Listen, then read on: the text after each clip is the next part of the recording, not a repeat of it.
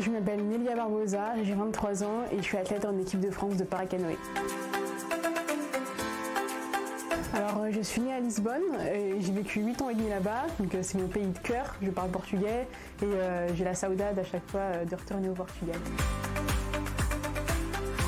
Alors j'ai commencé le kayak quand j'avais 12 ans, donc j'ai commencé grâce à une colonie de vacances en Corse où j'avais fait plein de sports nautiques et j'étais tombée amoureuse du kayak.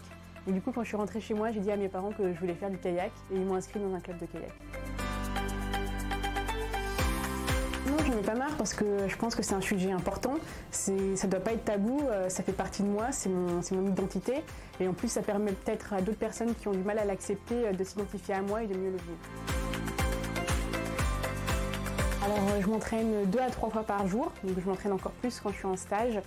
J'ai 2 semaines de stage avec l'équipe de France par mois et le reste du temps je m'entraîne chez moi dans mon club et là j'essaie de m'entraîner 2 fois par jour.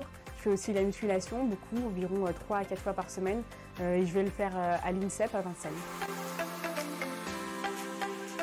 Pour moi, le développement durable, c'est un sujet qui est évidemment très important.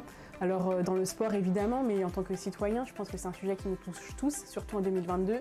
Donc je trie mes déchets, comme je pense à la plupart des Français.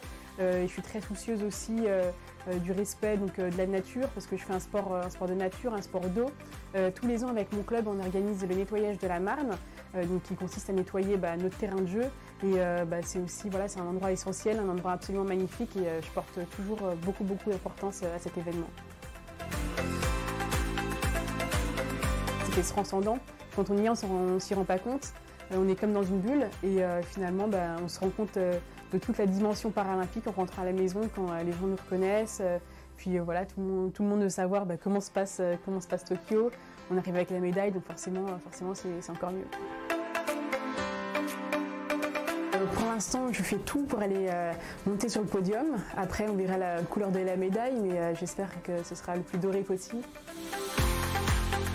Alors, je souhaiterais évidemment vous remercier parce que sans vous, je ne pourrais pas aller aussi loin, je ne pourrais pas préparer ma saison comme je le souhaite.